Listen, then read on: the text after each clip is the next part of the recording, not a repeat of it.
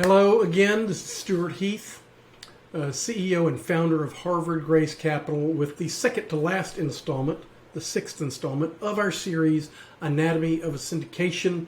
This is in response to questions that we get all the time about what does that mean, a syndication?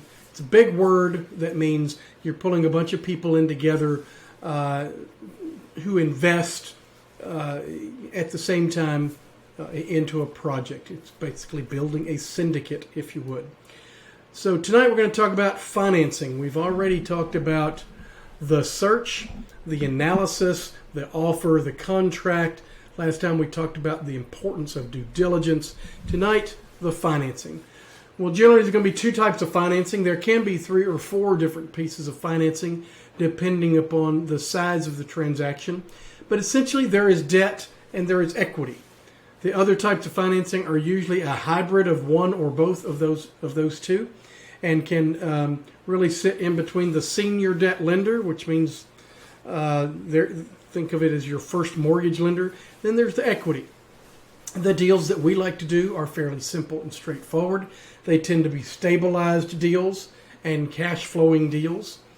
And with those, you can generally get debt anywhere from 70 to even 80% of the purchase price of the debt. It doesn't always make sense to go all the way up to 80%. We've done that in the past when interest rates were really, really low.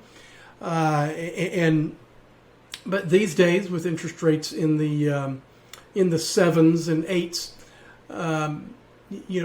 a 70% loan to value is a good, strong, I think, conservative place to be. Depending on some properties, we might even go in as low as 60 or 65.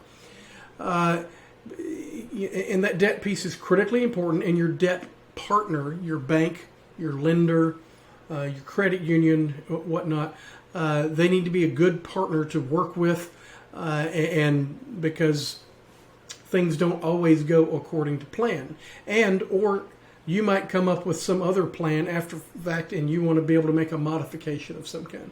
So a good relationship with that lead lender is critically important. So in the example there at the bottom of the page, we're using a 70% loan to value. So a $10 million example property, $7 million in debt represents a 70% loan to value, which means we need the other piece of financing, the equity. So what does that mean?